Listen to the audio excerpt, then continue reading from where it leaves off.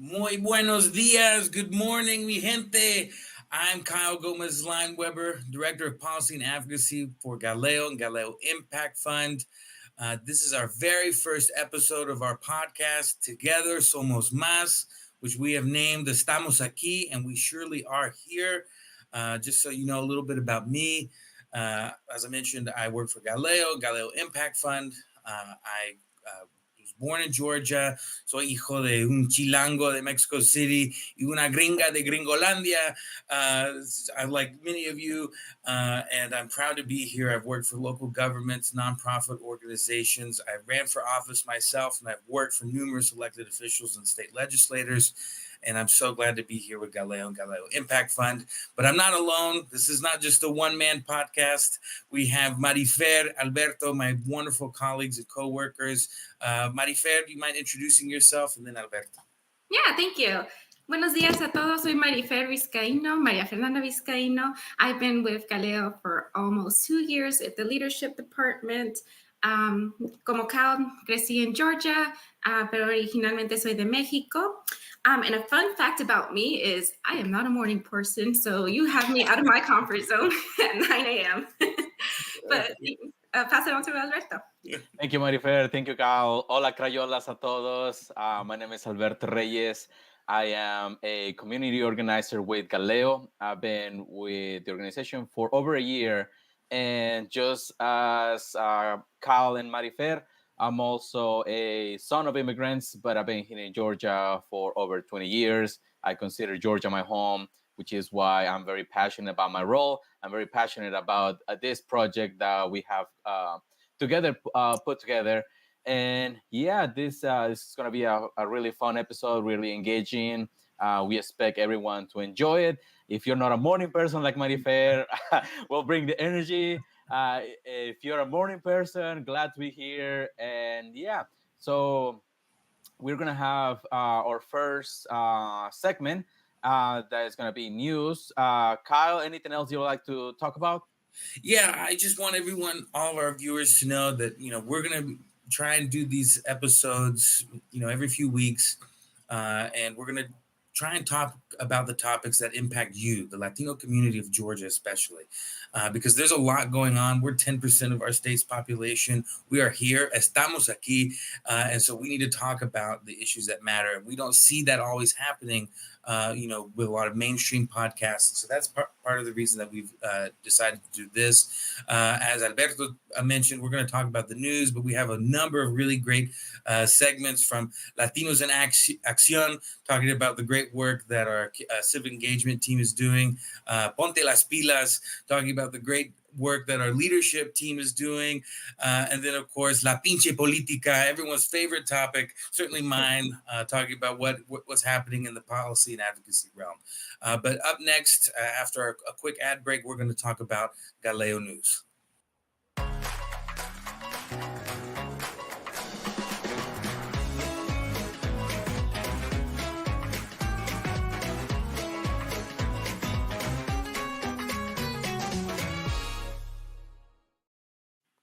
Hola, Marifer. Thank you. Welcome to GALEO News, where you'll hear more about the Latino population, our votes, preferences, based off of the Puente survey and Project 2025. I think, Alberto, you want to take it away?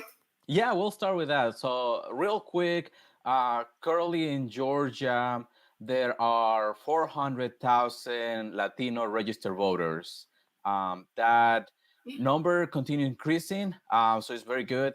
Every time that we register somebody new to vote, they become part of a special group that has that potential to voice their opinions, their concerns from their family and friends. And we also started when GALEO started back in 2003. There were only 10,000. Can you believe it that we have grown that much, Marifer? So I remember. Yeah, exactly. Now we also, without that power that we have, the Latinos were population-wise were 1 million strong, and we continue growing year after year. So one of our strongest industries are construction, manufacturing, and farming. I know little shortly we're going to talk about something. You're going to talk something about that, but yeah, it makes me really happy to be part of Georgia and just continue seeing the impact our community has. Anything else you'd like to mention about these stats? No, I think they're powerful and even more reason for us to engage. Um, I really think that, especially with the jobs like my dad works construction, my mom used to work service jobs, and it resonates with me. All the facts you provided. That's really interesting. Yeah, and we can see that our every Latino family is providing for their family, working hard. So all that economic strengths that we have, we should be able to voice to our elected officials, right? Just like our title first episode, "Estamos Aquí." So if it's something that we think is good for the community, we have to demand it to elected officials, and then that's where we go back to the importance of voting. But yeah, so let's go to Puente. I know that you have some really good information about it. Yes, absolutely. So thank you for mentioning it. So very cool. Cool thing about the Puente survey is last year Galeo conducted the first Latino survey, which is the Puente survey, y fue la primera vez que le preguntaron a nuestra comunidad cuáles son nuestras prioridades y preocupaciones. Y los resultados de esta encuesta fueron entregados a nuestros legisladores, which include the governor's office. And so, and that's something we haven't seen in almost 20 years or more than 20 years. So I want to share some of the key findings that came out of the survey. So the rising cost of living and inflation, almost half of Latinos in Georgia find that as a top concern, followed by improving wages and creating more jobs, lowering the cost of healthcare, protecting immigrants, and addressing mass shootings and gun safety. Muy importante. So something real quick, the 47% mentioned rise of living and inflation. That's something that we have heard from many people in our community when we were conducting the survey. Many of the responses will saying like, well, if I'm working this many hours, I don't get to, enjoy Georgia. So that's the reason that we conducted this survey. And I'm really happy that we were able to be part of this. Some of the community were telling me this is the first time that an organization asked me what I think of Georgia. But yeah, let's continue. Let's show me more numbers. Yeah, and I think we all felt the cost of inflation and cost of living the most, and which is reflected on the Puente survey. 47% addressed that, and I know, I'm grateful I drive a Corolla because I can't imagine driving an F250 and pumping gas at those costs. But yeah, and then another important statistic is that 71% of women, 71% of respondents said that they strongly support passing a law guaranteeing access to abortion for those who need it, which came to a surprise to me. I expected the number to be a little bit lower for the Latino community, but we show time and time again that we are champions for women and support change. Yeah, no, again, I'm very happy about all the powerful women in my life, my mom, my grandma, mi abuelita. So I can resonate that, hopefully with our listeners, that we have strong role models that are women. And when, something as reproductive rights are going to get affected, then I have to be, fight for them, right? So just like I invite friends and families to understand the importance of this, to make sure that they're contacting the representative, expressing their concerns about reproductive rights. So that's another really important fact that the survey brought to us. So we're getting started. Like I'm really happy. What else we have? So we also said that 92% of Georgia Latinos see the environmental justice, like pollution and global warming, as an important topic to them personally. And I think going back to, for example, what you said about our Latinos working in the service industry or jobs like construction, my dad complains all the time about how it just gets hotter and hotter and hotter. And my mom, so both of us garden and we like to preserve our environment. So yes, this is a topic that's important and personal to us.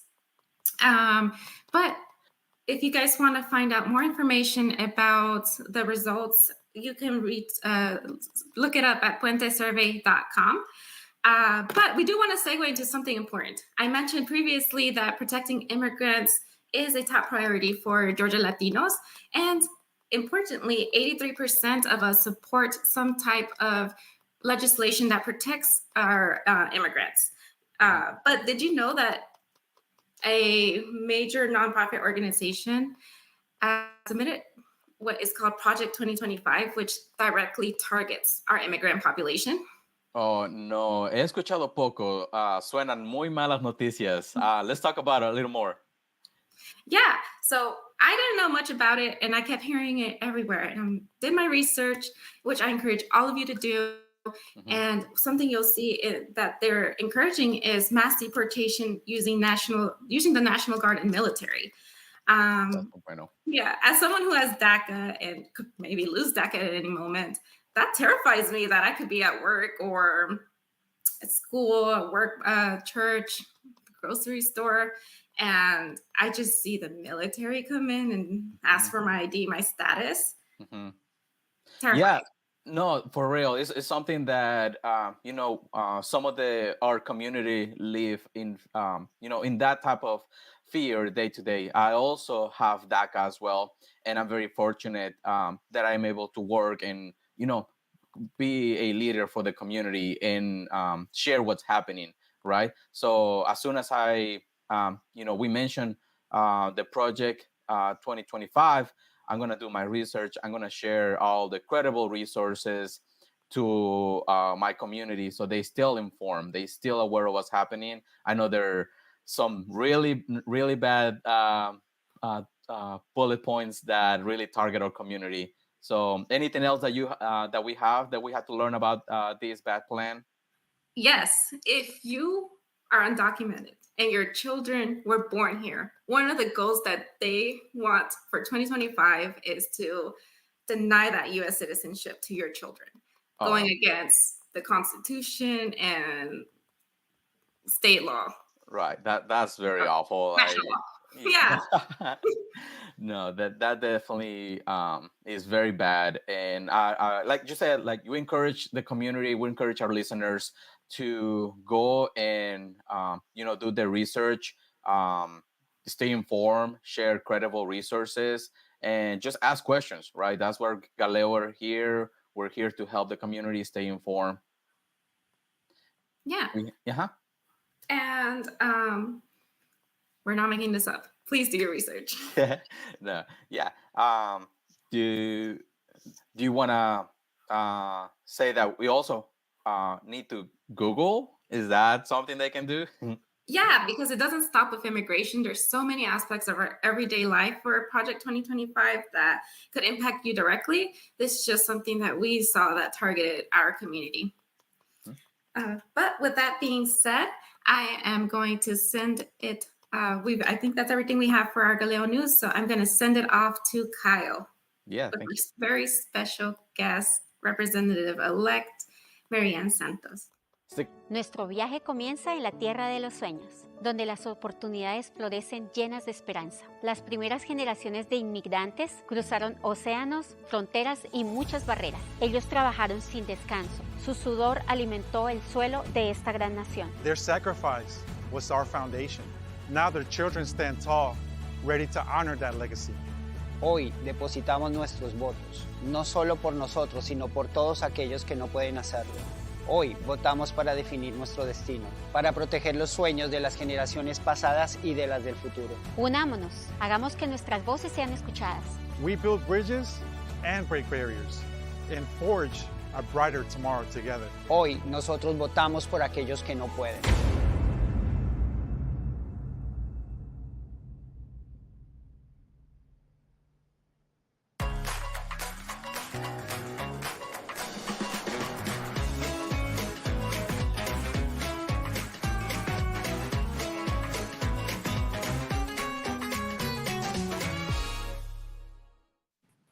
Gracias, Marifer y Alberto, for that important and informative news segment. I think a lot of us need to dig deeper into Project 2025, and because a lot of those proposals have the potential to impact our community in particular. But I want to welcome a very special guest. She is a mother. She's an active church member. She's an artist. She's a public administrator. But perhaps most relevant, most important to us today, she is the representative-elect for State House District 117, Marian Santos. Muchísimas gracias. Thank you for being here. How are you doing today? Thank you for having me, Galeo and Kyle. Thank you for having me to all our viewers. I'm doing wonderful. It's a little early to be on, but I'm excited. It's a great way to prep for session. Yes, it is. Yes, it is. And speaking of that, you know, the very first Latina, Brenda Lopez Romero, was as well as Deborah Gonzalez, were elected to the state house as the first Latinas elected to the Georgia State House only a few years ago. You know, we didn't grow up with Latinas in the state legislature here in Georgia. You're the first Latina to be elected from Henry County to the state legislature. So I kind of wanted to talk to you a little bit about what motivated you to run, what brought you to the point of taking that leap, because it's an act of courage as far as I'm concerned. And, you know, I believe less than 2% of the entire population of the United States ever run for office. So what led you to that point? Thank you, Kyle, for that question. So for me, working in government for almost 2 decades and my education being in criminal justice and my personal story as a survivor, I believe that it all just kind of came together whenever I saw an injustice. I felt like I should run for office, but it was just a thought in the back of my mind. And it all just kind of came together. This opportunity, it was an open seat. And a few people approached me and said, hey, you know, you should run for office. And I thought, okay, could this be it? Because it's like, you're never really ready.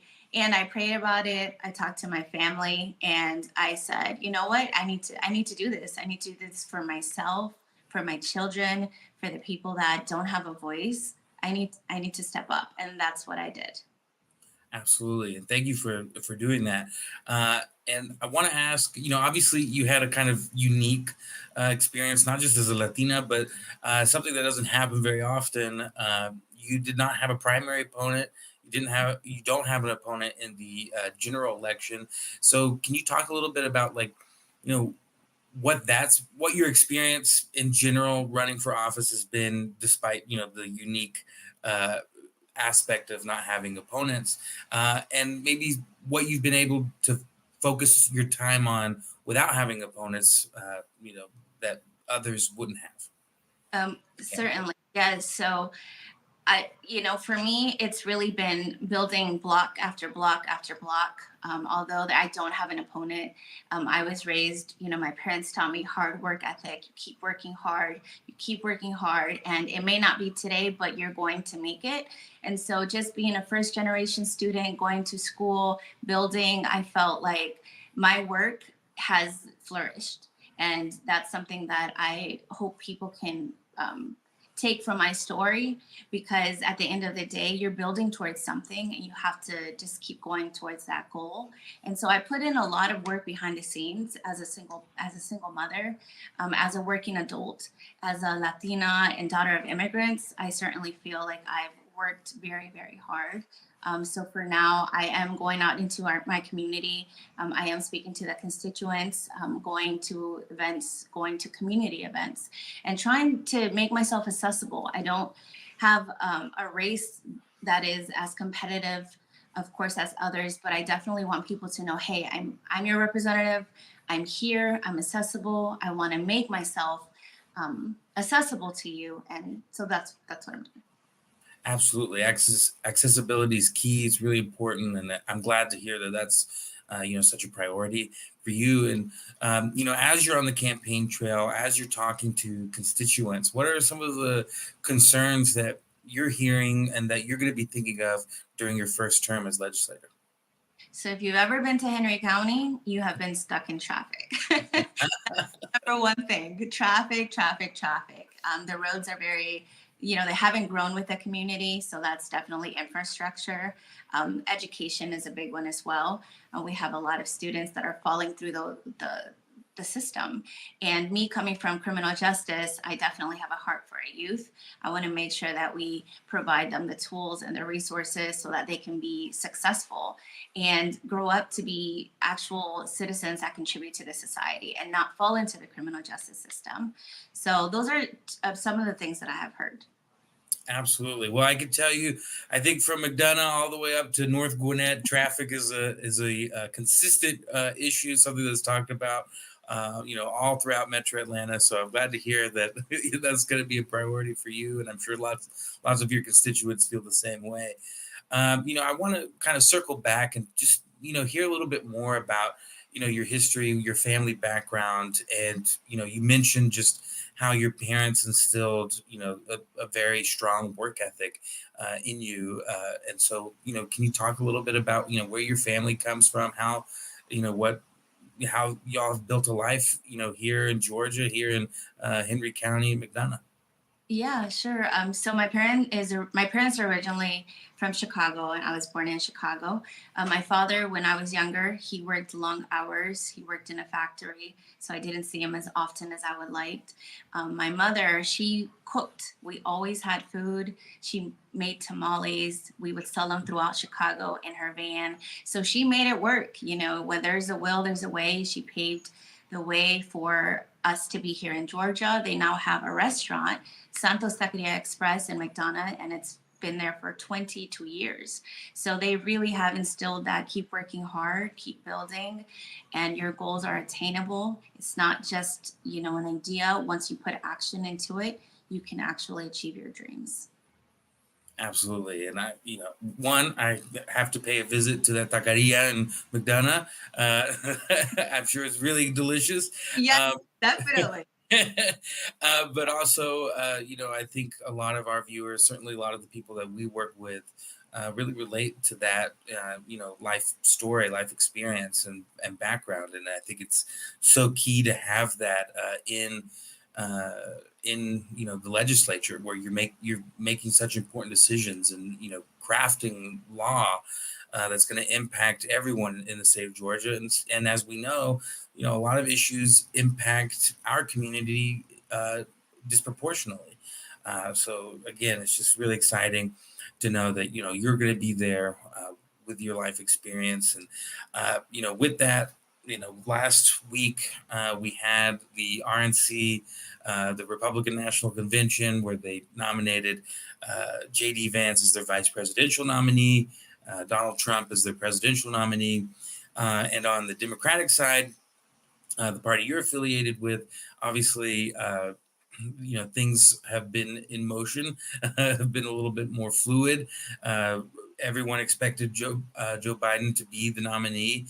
He withdrew as a candidate. And it looks like I saw reporting yesterday that a majority of the delegates, at least by voice, have offered their support to Vice President Harris. And that changes the dynamic of this campaign, obviously, in this election. I wanted to ask you, as a woman of color who's breaking ground in your own way, what does it mean to you to see another woman of color who comes from a background that's unique for a lot of compared to all of our other presidents? She would, if elected, she would be the first woman. She would be the first Black woman, the first Asian American president. What does it mean to you as a woman of color to see another woman of color so close to being president of the United States? So to me, it's like it's monumental. I feel like it's going to really create that hope and that that inspiration that we all need, that our country needs to move forward. And at the end of the day, that's what America is all about. That's the American dream, right? Progression, inclusive, be more united. And that also means bringing diversity, different walks of lives. And so I'm really excited, and I look forward to, where this country is going. And I'm really excited about it. Absolutely. And I think we're all interested to see how this race is going to go. I mean, it's been filled with surprises, and we're still 2 months away. Before we, sign off on this interview, I want to ask you one last question, which is, what is your message to our viewers, particularly younger Latinos who, are, not sure that, their voice matters or that they want to be involved in this process, at any stage, let alone, going out and voting. So I would say that I hear you, I feel you. That was me at some point. It's very disappointing when you see people that you don't feel hear you and see you, but it does matter. I think that being involved, you actually can make a change. So your voice is your vote. Be a part of democracy. Don't ever let anyone make you think that your voice doesn't count, because it does. And my voice is proof of that, because I was once also in that state where I felt like I wasn't seen. I didn't have a voice. And so if we come together, we do have that power to change our future for the better, not just for ourselves, but for our future generation. So I would say just get involved, get informed, and push forward. Absolutely. Representative-elect Marianne Santos, thank you so much for joining us. It really means a lot to have you here for our very first episode. Aquí estamos. We really are here. You're here. You're going to be not just here, but under the Gold Dome, speaking for our community, and that means a lot. Representative-elect Marianne Santos, she's a mom, she's a public administrator, and she is the representative-elect for State House District 117, and the first Latina to be elected from Henry County to the state legislature. Thank you so much, Marianne Santos. Thank you for having me.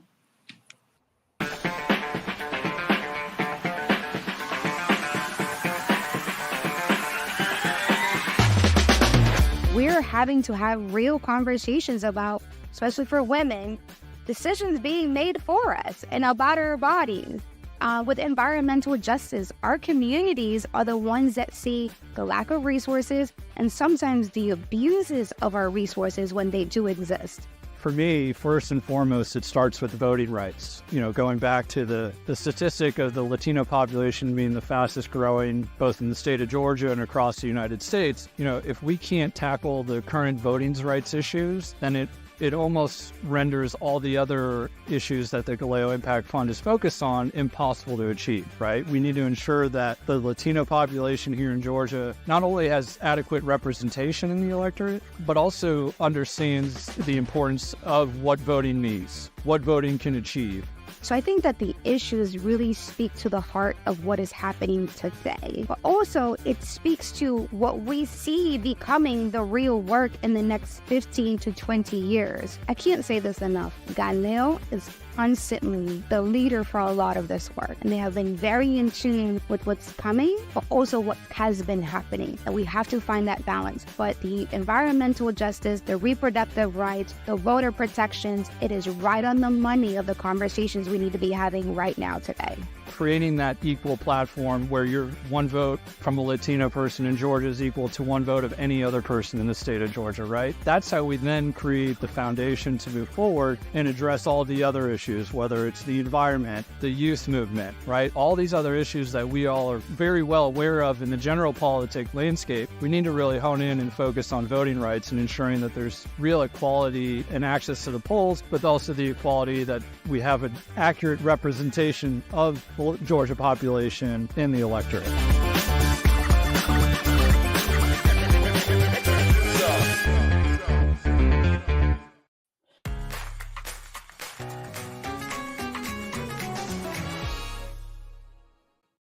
Thank you, Kyle, and thank you so much to our guest, Marianne Santos. Also, to our listeners, don't forget to follow us on social media, Facebook, Instagram, I am GALEO, and GALEO Impact Fund. Then also subscribe to our newsletter to stay updated with our events. We have this section, Latinos en Acción, because that's what we're doing. Us Latinos is always moving, always, making changes, being leaders in our community. So we're going to start. We have here throughout the show about voting, right? And many people will hear like, well, how do I register or where do I go? So locally, Galeo has had many table-in events where we help our community register to vote. We have registration in Spanish, we have registration in English, and then, we explain them the process. We explain them how they're going to receive their registration card. And then from there, if you're already registered and you haven't checked your register status in a while, you can go to my voter page, enter your information if you have changed your name or if you have changed address. Following up, you see some of the pictures that we have hosted events where we invite the community to come to us. They've had questions about, okay, who's my candidate? You'll see in the banner in a little bit, will be a L4D.branch.vote. For our audio listeners, you can always if you're not driving, just go L4D.branch.vote. That's where you're going to see who's your representative, whose district you're going to vote, what's your polling place, and all the important dates. So for those who are eligible to vote, you'll have to be older than 17 and a half and be a U.S. citizen. And if you're unable to register to vote, you can still be a leader in the community. You can still get involved with Galeo. We're always looking for energetic canvassers. You can check our pages at galeo.org.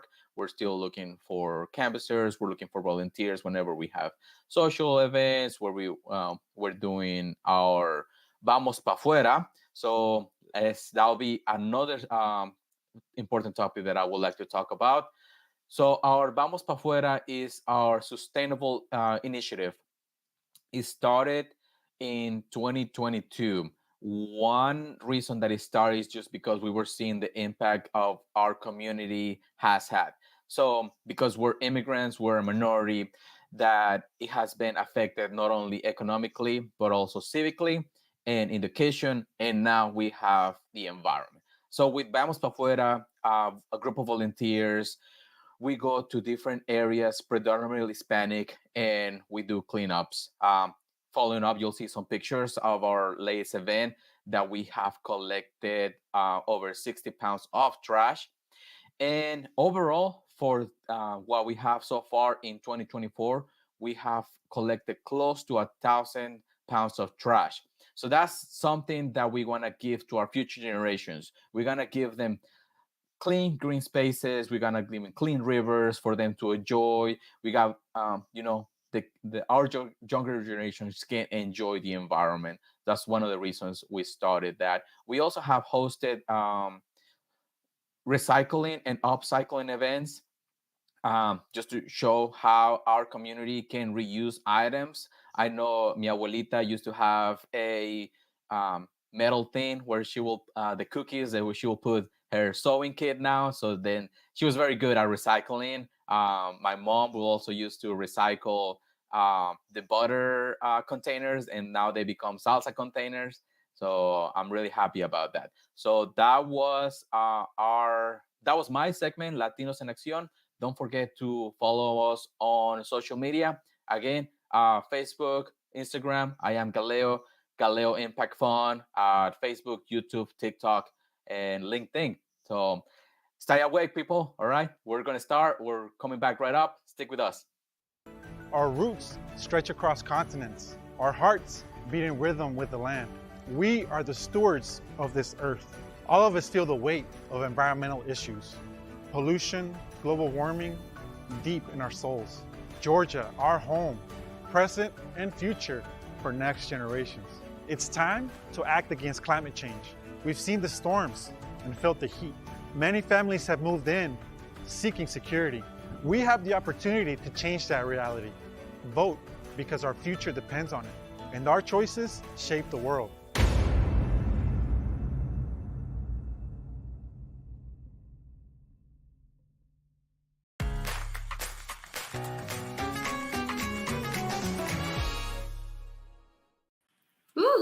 And now it's time to ponerse las pilas.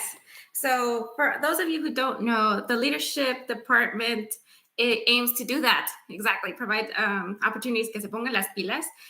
So you can grow as a leader, as a professional, as a person.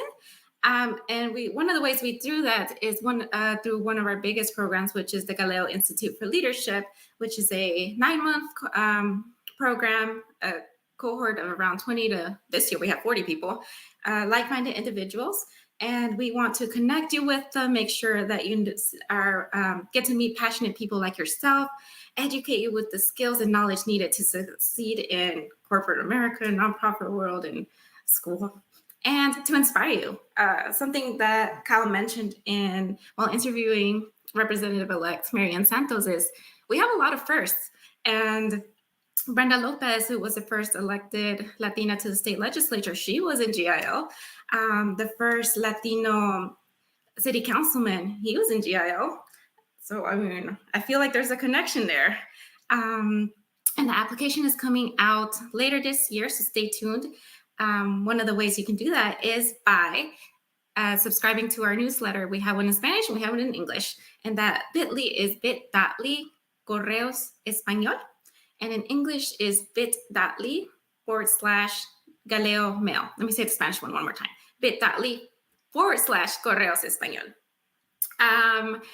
But yeah, so because we have so many cohorts, this has been years in the making, we want to make sure that you're connected with individuals who have gone through GIO in the past, who've done it before you, who are currently doing it now. And especially if you've haven't been connected with GALEO in a long time, this is a great opportunity to reconnect, get to know us, the leadership department, myself, and the GALEO Leadership Council, which is a volunteer organization that is hosting it. So the link to the GALEO Mixer, which is coming up on August 8th, is bit.ly /Dalton Leadership.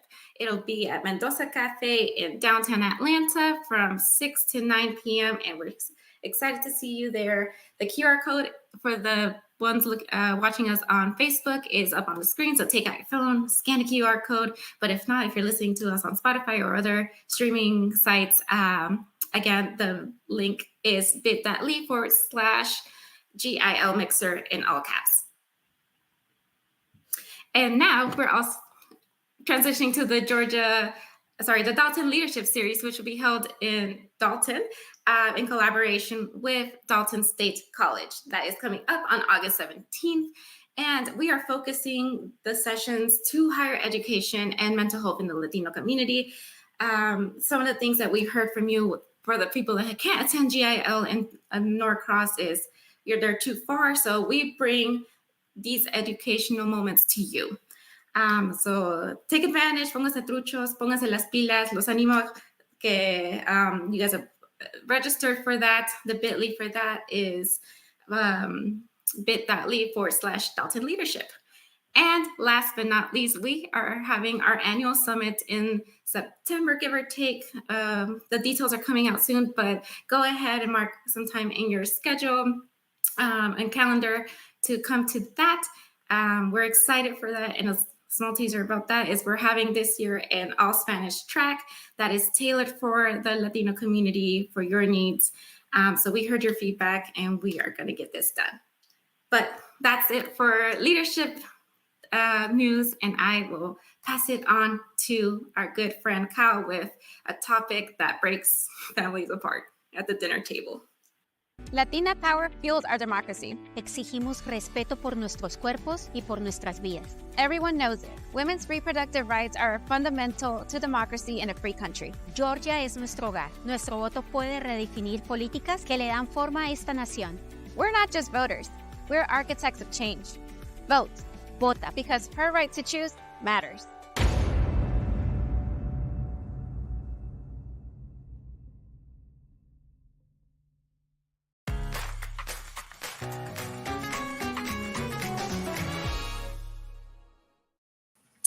Thank you, Marifer. It was really great learning about what all y'all are doing on the leadership side of GALEO and GALEO Impact Fund. Now, to talk about everyone's favorite topic, la pinche política. First, given that this is our first episode, I think it's important to kind of go back a few months to provide some context about where we are, particularly here in Georgia. And that's why I want to talk about HB 1105.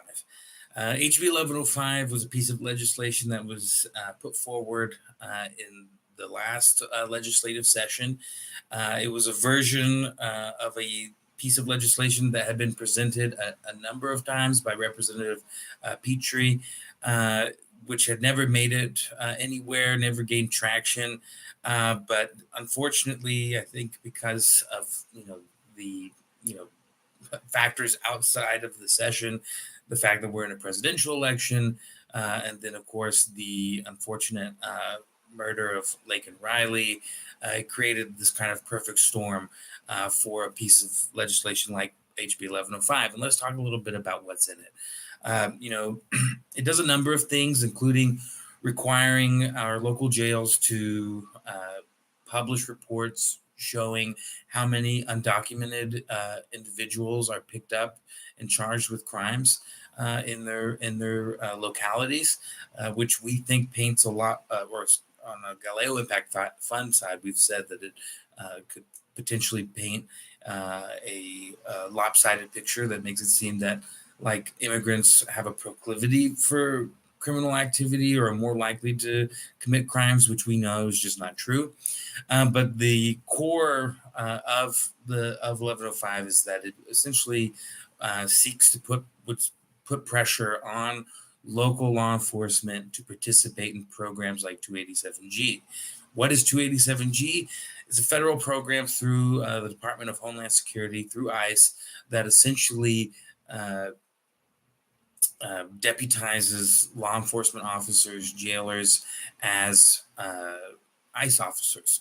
And so what that means in all practical sense is that someone who is picked up for or stopped for something as simple and harmless as, a missing or broken tail light, they could ultimately end up, if they don't have the right documentation on them or what have you, they could be put into an ICE detainer and ultimately deported, in many cases to a country that they've never known. And so that has, for the Latino community, some huge ramifications, because we know that, counties like, for example, Gwinnett County, that participated in 287G for many years, and until, through the advocacy of a number of organizations, including ours,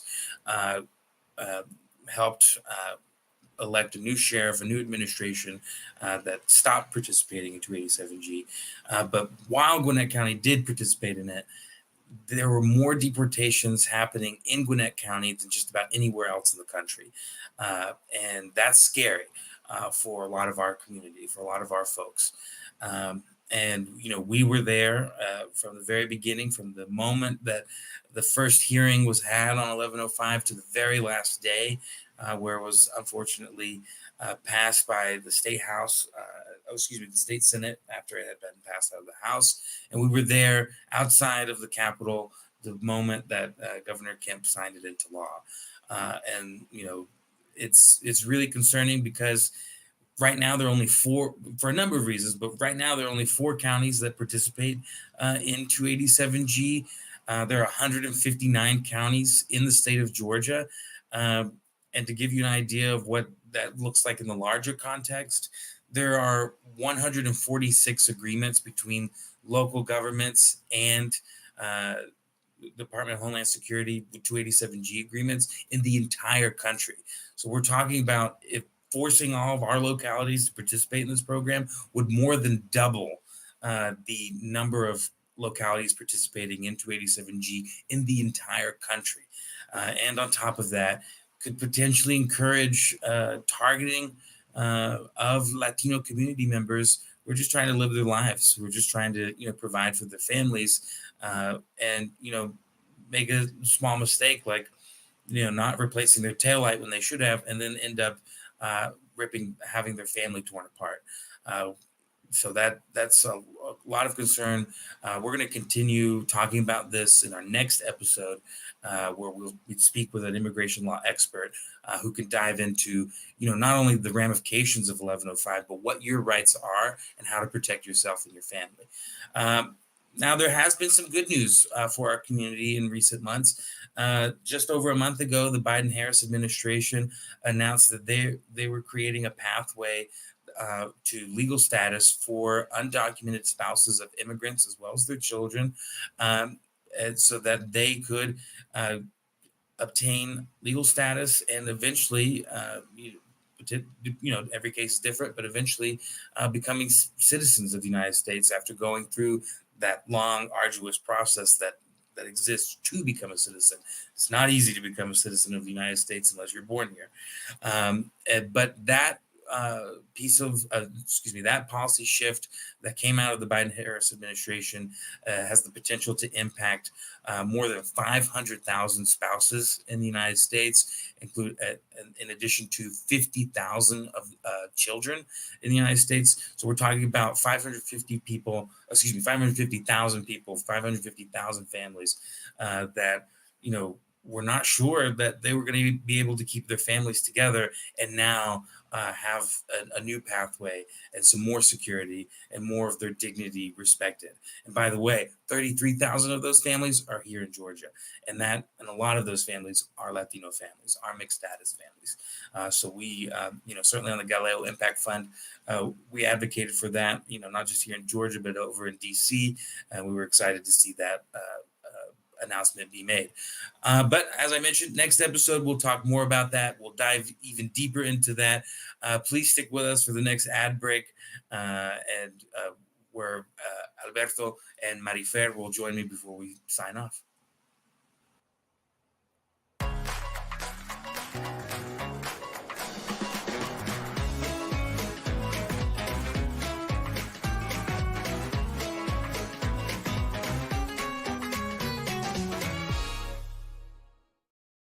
Woo. Wow. Alberto, Marifer, we survived. We made it. We got through the first episode. How do we feel? ¿Cómo estamos? Me despertó. That's what I'm talking Como about. morning, porque estoy despierta. I know. I didn't even have my cafecito this morning, but we made it work. We did it. Hearing all this just makes me energetic. It makes me go out in the community, be the leader. I hope our listeners are the same. All this information, all this, news that we have going on. So they're active, they participate, they invite friends and family. So yeah, Kyle. Yes, thank you. And Alberto, thank you for telling us about the incredible work y'all are doing in civic engagement. I can't believe how much trash y'all have picked up through Vamos Pa' Fuera. That's incredible, man. Thank you. And Marifer, so excited about all the events and things y'all have been doing in leadership and what you'll continue to do. I'm going to be sure to show up at that event. What's it called again, and when is it? The mixer? Yes, the mixer. Oh, we feed you guys. We always feed you guys. Okay, pues yo soy Dragón, so I'm going to be there. You already know that. All the Dragones out there. I know there's a lot of you. Let's go. Let's show up for our community. Yes, and I'm glad, we were able to talk a little bit about 1105 as well as the parole in place expansion. Please be sure to join us. What date was that, Marifer, Alberto? August 13th? August 13th. Yes, yeah. Please be sure to join us August 13th, 9 a.m.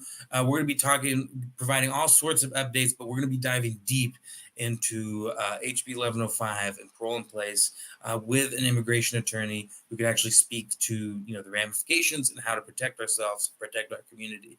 Looking forward to it. Yes, absolutely. And be sure to follow us on social media. We are everywhere. GALEO Impact Fund, Instagram, Facebook, YouTube, TikTok, LinkedIn, all of it, just at GALEO Impact Fund. And then, of course, on GALEO's side, at I Am GALEO, Instagram, TikTok, we're everywhere. And then subscribe to our newsletter at galeo.org. I think that is it for us. I'm Kyle. I'm Marifer. I am Alberto. Y recuerden que together, Somos Más. We'll nail it. We'll get it. I think we'll have it. Bye, everyone.